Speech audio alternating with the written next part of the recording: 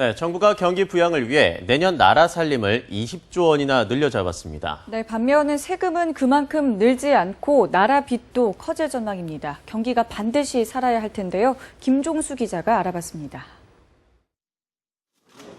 정부의 내년 예산상 총 지출은 올해보다 20조 원 늘어난 376조 원.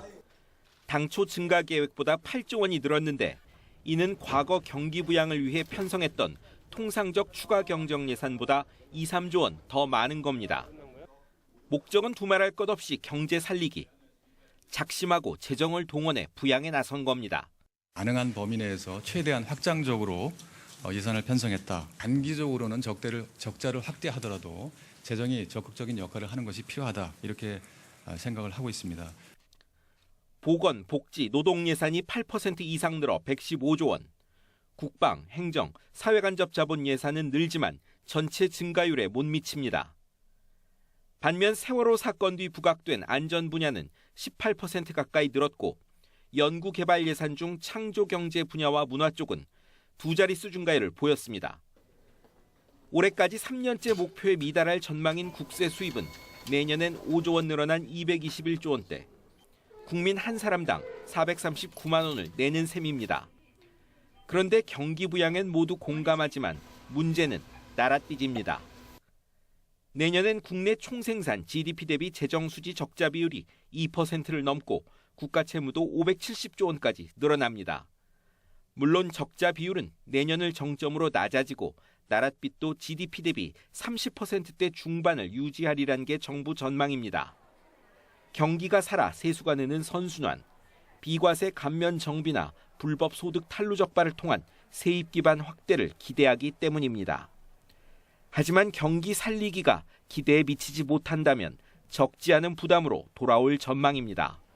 뉴스와이 김종수입니다. 내년 나라 살림에는 세월호 사건과 윤일병 사건을 고려한 듯 안전과 군장병의 복지에 대한 투자 확대가 눈에 띕니다. 네, 정부의 특징 사업과 이색 사업은 어떤 것들이 있는지 성승환 기자가 보도합니다.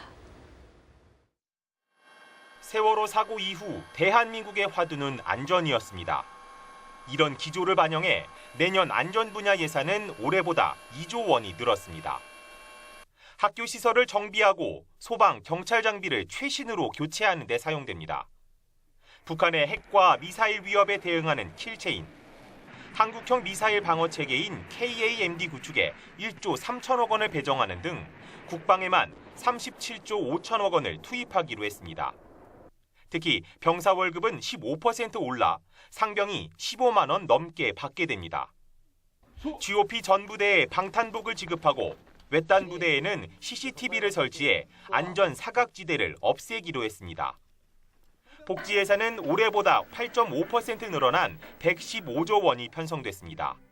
역대 최초로 전체 예산의 30%를 넘었습니다.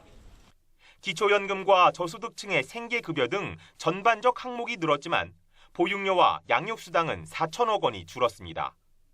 3에서 5세 누리과정 사업비를 교부금에서 부담하기 때문입니다. 부담이 한꺼번에 넘기면 어렵기 때문에 연차적으로 13, 14, 15, 3개년에 나눠서 일부씩 5세, 4세, 3세 이런 식으로 넘기기로 되어 있는 계획에 따라서 담뱃값 인상과 맞물려 금연 지원 사업에 1,500억 원을 쏟아붓기로 했고 최근 젊은 층에서 인기를 끌고 있는 웹툰 활성화와 연예인 지망생 보호시설에도 17억 원을 투입하기로 했습니다. 뉴스와이 성수환입니다. 내년 국세 감면 비율이 2012년 이후 최저치를 기록할 전망입니다. 기획재정부가 국회에 제출 예정인 내년 조세지출 예산을 보면 내년 국세 감면액은 33조억 원으로 올해 대비 0.2% 늘어나는 데 그쳤습니다. 반면 내년 국세 수입 예산은 2.3% 늘어난 221조 5천억 원으로 감면액을 국세 수입 예산과 또 감면액을 더한 값으로 나눈 국세 감면율이 13%에 그치게 됩니다. 이 비율은 2012년과 2013년에는 14%대였고 올해는 13.2%로 전망되고 있습니다. 정홍원 국무총리는 내년도 예산안이 법정 기한 내에 통과할 수 있도록 국회에 적극적인 협력을 요청했습니다. 정 총리는 임시 국무회의를 주재한 자리에서 2015년도 예산안이 법정 기한인 12월 2일 내에 반드시 통과함으로써 경제 전반의 분위기 쇄신과 서민 생활 안정에 기여하도록 해야 한다며 이같이 밝혔습니다. 정 총리는 또 내년도 예산안은 어려운 세입 여건에도 불구하고 적극적인 재정 운용을 통해 경제 활성화와 민생 안정에 주력하려는 정부의 확고한 의지가 담겨 있다고 말했습니다.